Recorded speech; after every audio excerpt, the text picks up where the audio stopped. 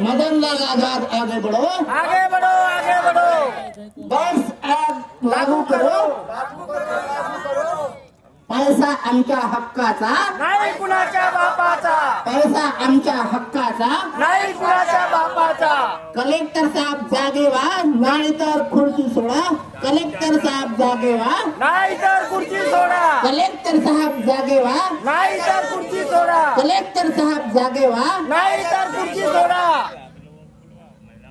भुगतान करो या सत्ता छोड़ो, भुगतान करो, सत्ता छोड़ो, भुगतान करो या सत्ता छोड़ो, सत्ता छोड़ो, सत्ता छोड़ो, भुगतान करो या सत्ता छोड़ो, सत्ता छोड़ो, सत्ता छोड़ो। जब जब संघटनेचा विजय असो, जब जब संघटनेचा विजय असो। सर्व माझ्या धर्तीतील भाऊ बहिणींना, बहिणींचा सगळ्यांचा मी या ठिकाणी आल्याबद्दल खूप खूप अभिनंदन करतो, स्वागत करतो।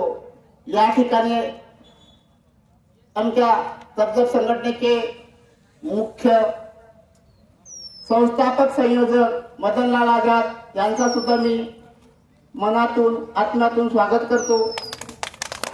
या तबजब संघटनेचे मुख्य सचिव, या तबजब संघटनेचे संपूर्ण संचालन करणारे, संघटनेला चालवणारे, संघटनेची देखभाल करणारे मान्य मुदगल सर यांचं सुद्धा मी स्वागत करतो। या महाराष्ट्राचे तबजब संघटनेचे प्रवक्ते आज इथं संचालन करत आहेत, राजनिधी शरणागत यांचं सुद्धा मी एकदा स्वागत करतो। चंद्रपूरवरून जिल्हाध्यक्ष आलेले आहेत, पुरुषोत्तम कीर्तनजी यांचा एकदा स्वागत करतो। आणि आपल्यासोबत नागपूर जिल्हाध्यक्ष पण उपस्थित आहेत, त्यांचा पण स्वागत करतो आणि सर्वांचा धन्यवाद करतो। सर्व इथं आपण नाही का म्हणजे पीडित आहोत, सरकारनं आपली लूटपट केलेली आहे। आजपर्यंत आपलं म्हणणं होतं का एजंट आपल्याला लुटलेले आहे, एजंटाचा एवढं चुकत आहे तर आपला पैसा कशा पद्धतीने मिळणार हे आपल्यापर्यंत खरी माहिती पोहोचत नाही आहे। आणि इथं आजपर्यंत 1 तारखेपासून धरणं सुरू आहे, परंतु गडचिरोली जिल्ह्यामध्ये 3 लाख लोकांचे पैसे बसलेले आहेत, परंतु इथं 10 दिवस कोणीही 3 माणसा लगातार येऊन बसलेले नाही, तुम्ही फक्त एकटाच आहे। 3 लाख लोकांमध्ये जर एक माणूस पैसे मागण्यासाठी घटत असेल तर तुमचा पैसा भेटेल? मग तुमच्या घरून पैसे आणणाऱ्या एजंटाचा पण काम आहे तुम्हाला खरी माहिती पोहोचवणे। आणि एजंटाच्या भरोशावर राहू नका, कृपया माझी विनंती, हात जोडून तुमच्या म्हणजे पाय धुवून पाणी पिऊन तुम्हाला आग्रहाची विनंती करतो, आपला पैसा मागण्यासाठी त्या एजंटाच्या मागे लागू नका। एजंटांना फक्त नाही का म्हणजे बाबा नाही का पैसा आमचा भेटणार आहे, कलेक्टरकडे आम्ही अर्ज केलो, त्या अर्जाचं काय झाला, आम्हाला जावं लागेल का, तू जाऊन विचारणार आहे कुठं तिथं कधी यायचा वेळ, चला आम्ही येतो त्या कलेक्टरला विचारला, आम्ही एवढे दिवस अर्ज केलो पण आमचे पैसे का दिलं नाही, 6 महिन्यात आमचे पैसे भेटायला पाहिजे, आम्ही तो तिथं अर्ज केलेला आहे, आमचे अजूनही पैसे का दिले नाही, आम्ही येतो कलेक्टरकडे म्हणून विचारायचंय। आणि आज आपण त्या कलेक्टरला हेच विचारायसाठी आलो, आमचे 1 वर्ष हळूहळू नका होऊन गेले, मागच्या एप्रिल महिन्याच्या 10 तारखेला आम्ही इथं अर्ज केलेला आहे, पैसे परत करा म्हणून। कायद्यामध्ये अशी तरतूद आहे, सरकारनं कायदा बनवलेला आहे, या कायद्याचं नाका पूर्ण नाही का जनतेमध्ये प्रसार प्रचार केलेला आहे आणि या कायद्यामध्ये संपूर्ण नाही का गोष्टी लिहिलेल्या आहेत। तर लोकांचा पैसा सरकार म्हणते मी देईन आणि तेही 160-80 दिवसामध्ये 2 ते 3 पट परत करीन। हा हराम सरकार मग पैसा कधी देणार, या हरामी सरकारचा एकदा हाय हाय करा, सरकारचं हाय हाय, सरकारचं हाय हाय, सरकारचं हाय हाय, हा आपल्याला फक्त फसवणूक करत आहे।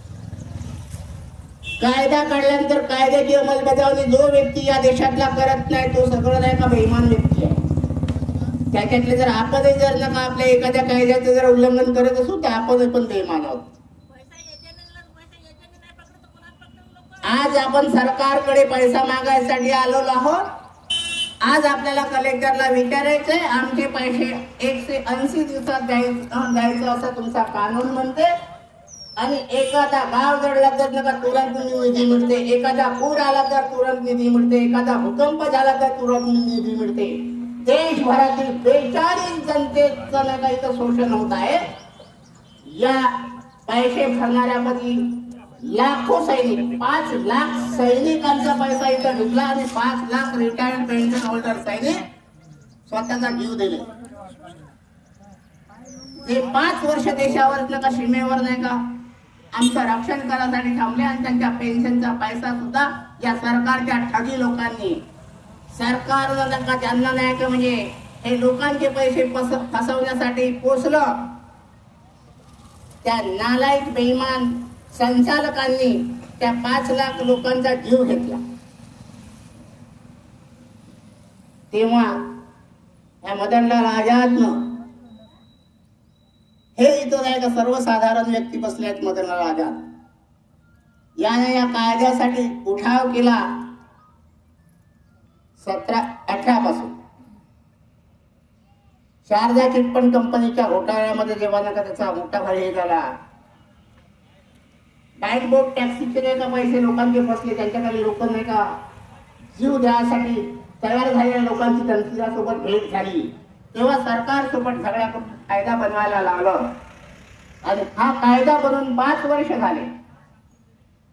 आपल्या महाराष्ट्रात 14 जानेवारी 2021 पासून जो व्यक्ती जो सरकारी अधिकारी आपले पैसे देण्यासाठी ज्याची नियुक्ती केली आहे अशा सरकारी अधिकाऱ्याची नेमणूक झाल्याला 4 वर्ष पूर्ण होऊन गेले 14 जानेवारी 2021 पासून.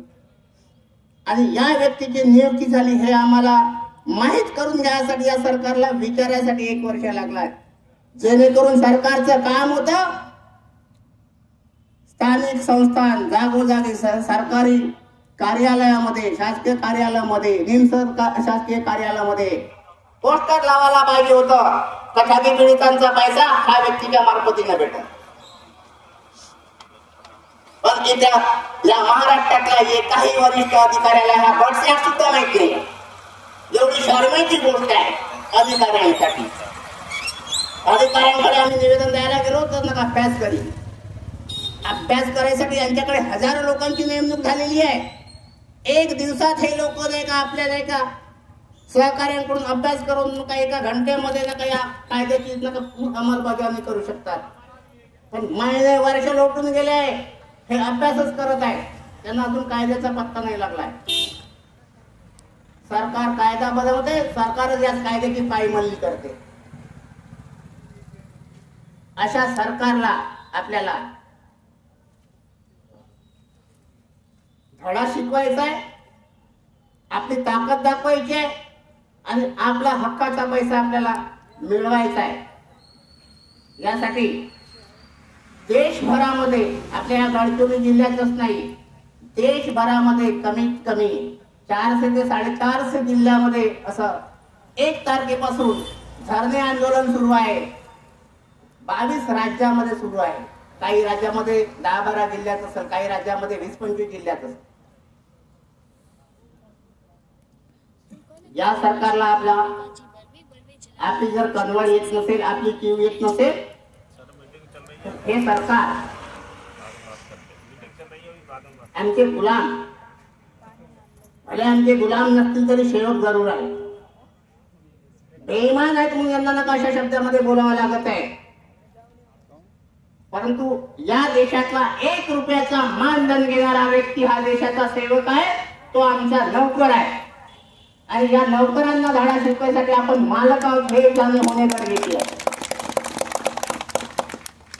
आम्ही ज्या दिवशी मालक बनून त्या दिवशी सरकार आमचे ऐकत. आज आम्ही देशाचे नोकर बनून काम करतो. हे खुर्चीवर बसले, यांच्या खुर्च्यांना खेचून यांना नाही का म्हणजे फटवल्याशिवाय या नौकरांना नौकर म्हणून त्यांना जाणीव करून दिल्याशिवाय हे आपली कोणतीच गोष्ट ऐकणार नाही. आमचे पंतप्रधान म्हणतात मी या देशाचा चाकर आहे. आणि चाकर आहे तर मग नाही का हो ऐक ना आमची, आम्ही मालक आहो, मग आम्ही सांगतो ते का ऐकत नाही. चाकर आहे चाकरासारखा वाग, चाकर आहे चाकरासारखाच वाग, नाहीतर तुझी जागा तुला दाखवून देण्यासाठी वेळ लागणार नाही.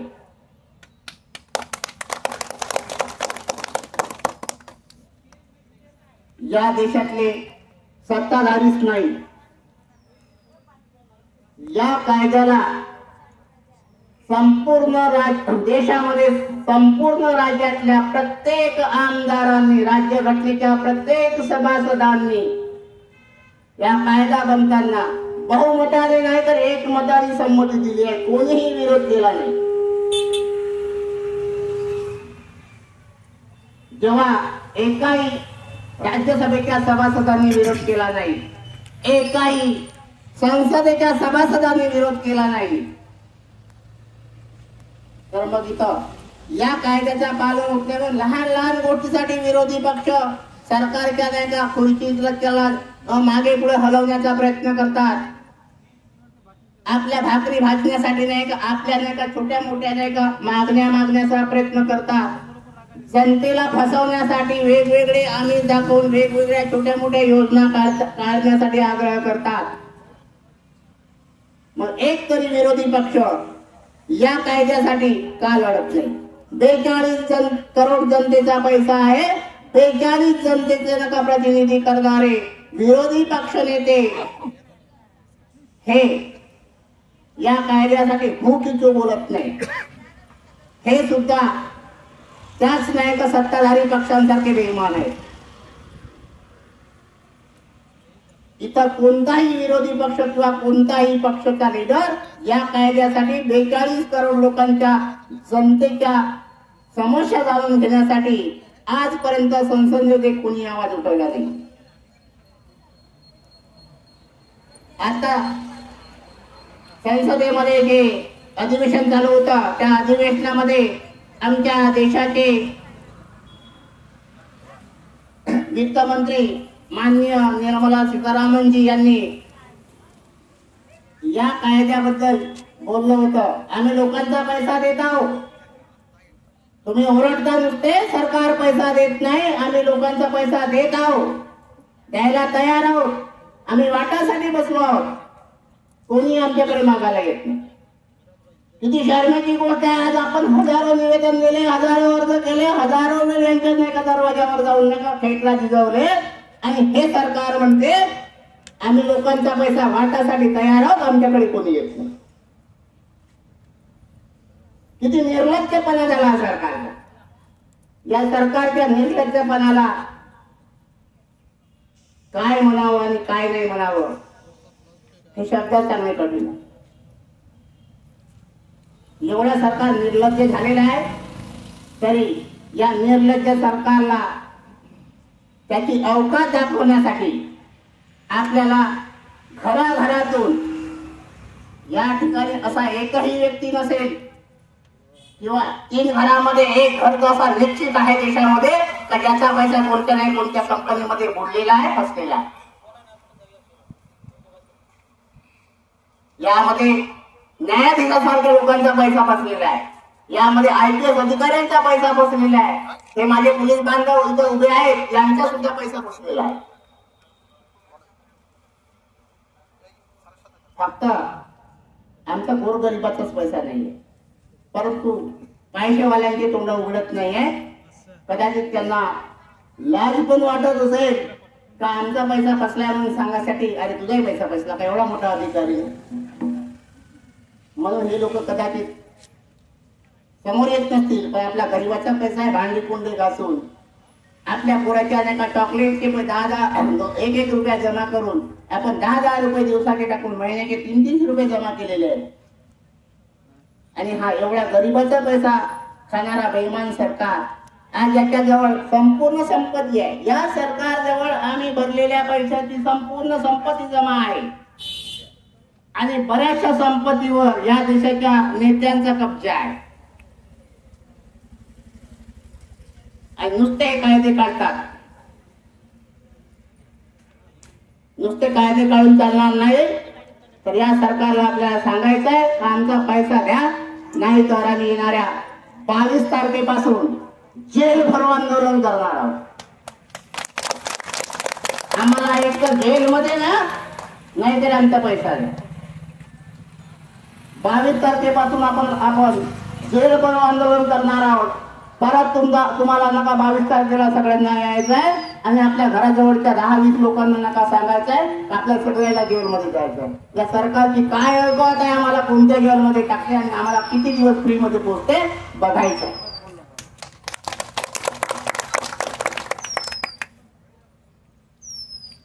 आज आपण आपसामध्ये भांडण करत आहोत. माझी ही कंपनी, माझी ती कंपनी, माझ्या कंपनीचा कोणतरी पैसा देणार आहे. पॉईंटचा पैसा सेबी आणि लोढा समिती, 3 रिटायर्ड जज यांची समिती सेबी सोबत अटॅच केले. 14 पासून ही समिती काम करत आहे. 18 पासून त्यांच्याकडे पूर्ण संपत्ती प्रॉपर्टी हँडओव्हर करण्यात आली आणि त्या लोढा समितीला पेमेंट किती आहे? 6 लाख रुपये महिना.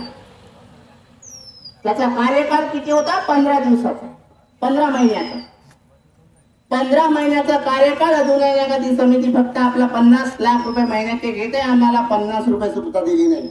50,000 करोड पेक्षा त्या सेबीकडे कॅश मध्ये पैसा झाल्यानंतर आज म्हणते मी पैसा देऊ शकत नाही. पल्स कंपनीची कमीत कमी 5 लाख करोड रुपयाची संपत्ती सरकारकडे जमा आहे. जमा आहे की जमा नाही झाली ती अलग. 5 लाख करोड रुपयाची संपत्ती सरकारकडे जमा आहे आणि फक्त लोकांचे देणे आहे मुद्दल 50,000 करोड. म्हणजे 12 पट रक्कम सरकारकडे नाही तर संपत्ती जमा आहे. 50,000 करोड जमा झाले होते प्रॉपर्टी विकून. आणि हे सरकारचे आम्ही बसवलेले खुर्चीवरचे नेते या सगळ्यांनी वाटून खाऊन टाकलं सगळं. म्हणून आमचा पैसा देत नाही. आणि आपण हा काँग्रेसचा, तो बीजेपीचा, तो शिवसेनेचा. अरे दोस्त हो, शेतकऱ्याला जात नसते, शेतकऱ्याला धर्म नसतो, शेतकऱ्याला पक्ष नसते. कोणत्याही शेतकऱ्याची जात नाहीये, धर्म नाहीये, पक्ष नाही. कोणत्याही लेबरची जात नाहीये, धर्म नाहीये, पक्ष नाहीये. लेबरसाठी जात, धर्म, पक्ष नाहीये. मग आज आम्ही पीडित आहोत. आमची कोणती जात, धर्म, आमचा कोणता पक्ष आहे?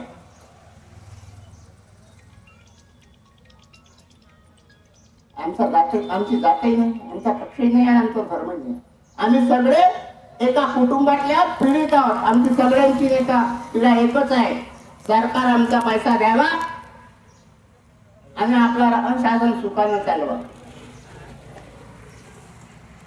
या संघटनेचा एवढंच एक उद्देश नाही आहे. जर आमचा पैसा लवकर जर दिला नाही आणि देशाला जर जागवू शकलो तर आज 22 राज्यामध्ये कार्य चालू आहे. 400 पेक्षा जास्त जिल्ह्यामध्ये संघटन सुरू झालेलं आहे. जर अशाच पद्धतीचा कार्य जर सुरू राहिलं तर आपल्या जवळच्या देशाचं, बांगलादेशाचं उदाहरण या देशातल्या राजकारण्यांना पाहायला भेटेल. हे लवकरच होईल आणि हे आपल्याला सिद्ध करायचं आहे जेल भरो आंदोलनामध्ये.